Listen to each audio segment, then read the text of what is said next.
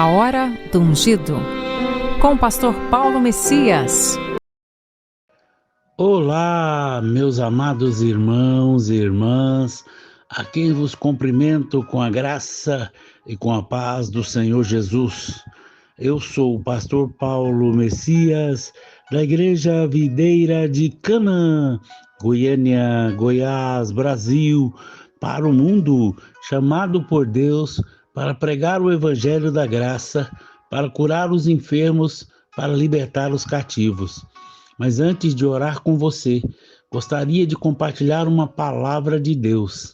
Lembre dos sonhos que Deus te deu. Preste atenção, em Gênesis 42, verso 9, parte A. Então se lembrou José dos sonhos. A história de José do Egito é comovente, é carregada de princípios espirituais. Deus não se esquece do que você esquece. O tempo de Deus não é o teu. Aprenda a confiar, a esperar, a manifestar o milagre em sua vida. É preciso de tempos em tempos renovar a esperança do chamamento, da visão celestial implantada no seu espírito. Enquanto aguarda, faça Deus relembrando de suas promessas. Apresente suas razões firmados na palavra viva. Enquanto espera, desenvolva a arte da imaginação da fé, enxergando a promessa. Alinhe seu coração, pensamentos e confiança e a confissão na resposta. Os antigos saudaram a promessa de longo, sem tê-la. Hebreus 11:13. A cada etapa haverá um novo teste. Vença cada etapa, vença hoje pela graça de Cristo. Jamais recue na fé. Ande passo a passo, seguindo a direção do Espírito. Os sonhos de José. José recebeu 2 sonhos quando jovem, e ao relatá-los a seus irmãos, foi odiado ao ponto de intentarem matá-lo. Foi jogado numa cova, dado como morto para seu pai, e por fim, vendido como escravo. Do ponto de vista natural, as coisas tinham saído do controle. Tudo estava dando errado, contrariando os sonhos que José havia recebido. Porém, o Senhor era com ele. Quando Deus te dá um sonho ou uma visão, quem poderá impedir você de cumpri-la? Será o diabo, o mundo, as pessoas? Na verdade, o único que poderá impedir o cumprimento é você mesmo. Sua fé se torna um elemento fundamental. Mesmo tendo recebido as visões genuínas de Deus, você não está preparado para elas. Você foi desafiado em sua fé. Passará por provações, dificuldades. Você não alcançará o que Deus tem para você da noite para o dia, mas em algum momento alcançará. Sua fé está associada à sua esperança e a esperança aos sonhos de Deus para você. Os acontecimentos em nossas vidas devem ser tomados com esperança e fé. Existem coisas que excedem a compreensão da mente. Temos a paz que excede o entendimento. Temos o amor que excede o entendimento. Somente pela fé poderemos compreender. Hebreus 11:3 diz: pela fé entendemos que foi formado o universo, formado pela palavra de Deus, de maneira que o visível veio a existir das coisas que não aparecem. Pela fé entendemos e não pela compreensão da mente. Você tem que crer antes de possuir, ver o invisível como visível, contemplar o galardão em meio à guerra, alimentar as visões, imaginações de Deus em seu coração, quando seus olhos veem apenas a escassez do deserto. As promessas têm que nascer primeiro em você. A grandeza deve nascer primeiramente dentro de você. Ser grande não está relacionado com o tamanho, mas com a sua visão interior.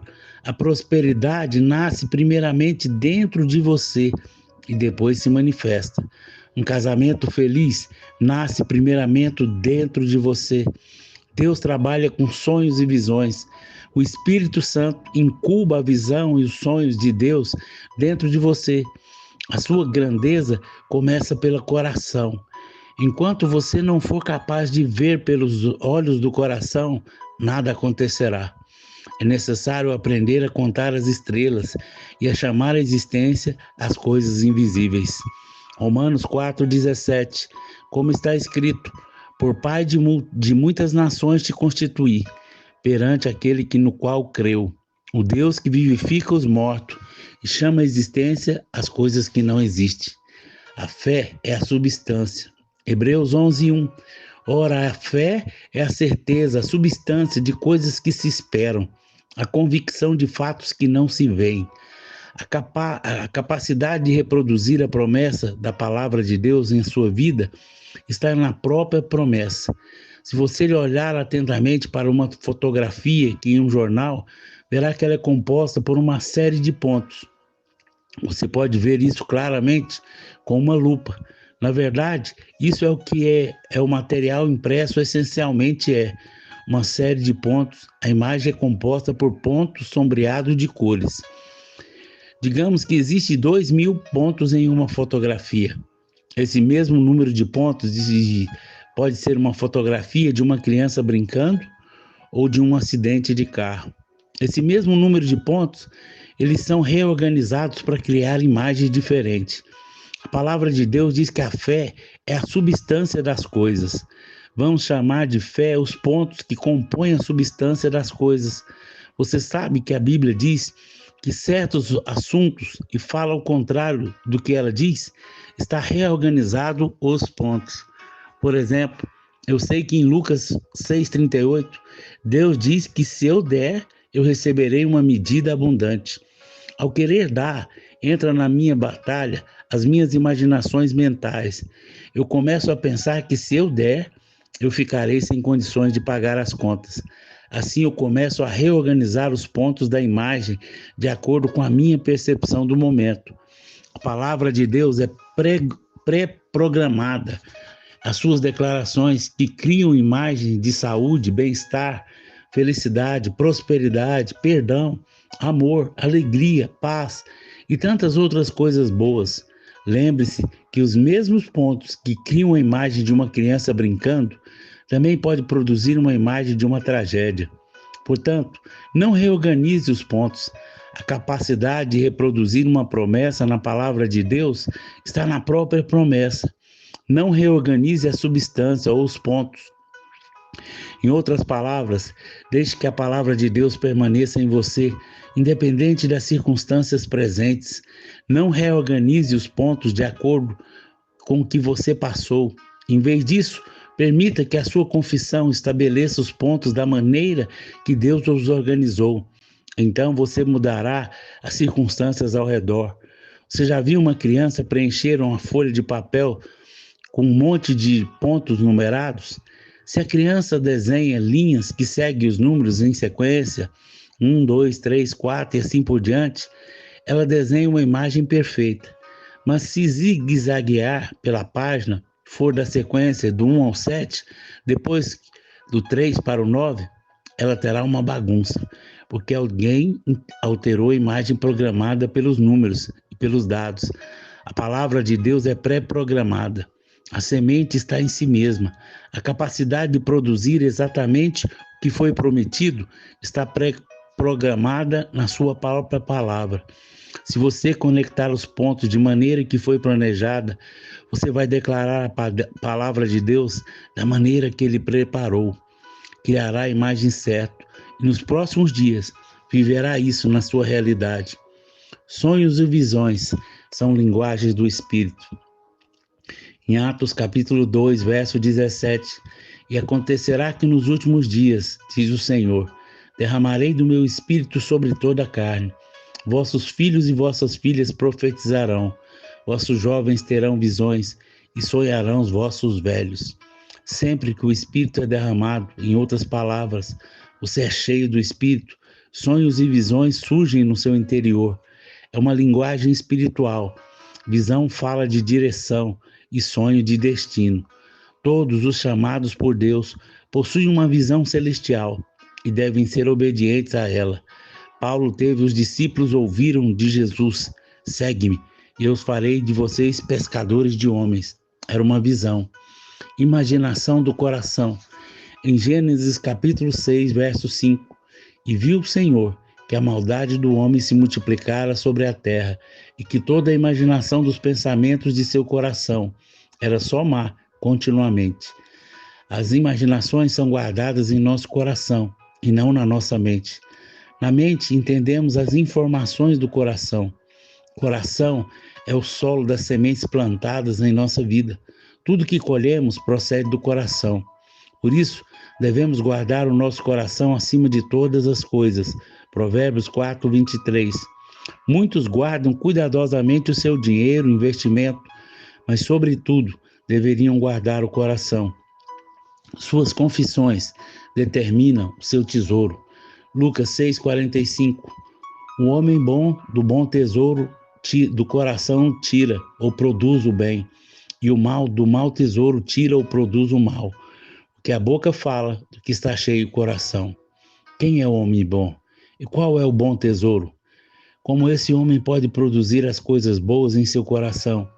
Jesus responde, pelo que ele diz. Quando você fala coisas boas, tem um bom tesouro. Quando fala coisas ruins, tem um mau tesouro no seu coração. Árvore boa fala de boas coisas. Árvore ruim fala de coisas ruins. Uma vida abundante é o resultado de um bom tesouro. Um bom tesouro é resultado de boas palavras. As boas palavras são resultado de um bom coração. E um bom coração é resultado de imagens de fé semeadas pela palavra de Deus na nossa vida. A primeira menção de coração no Novo Testamento, lá em Mateus capítulo 5, verso 8, encontramos a primeira menção da palavra coração no Novo Testamento. O Senhor disse, bem-aventurados limpos de coração, porque verão a Deus. Ver o Senhor é a imagem que você tem dele. Não se trata de uma visão física. O homem que enterrou o talento tinha uma visão de que o seu Senhor era alguém severo, que colhia onde não havia plantado. Ele tinha uma imagem distorcida do Senhor em seu coração. Qual é a imagem que você tem do seu cônjuge? Qual a imagem que você tem da sua equipe, da sua igreja? Ela determinará os frutos que colherá. Como você vê a Deus? Como você vê a si? Como você vê os outros? Iluminando os olhos do coração.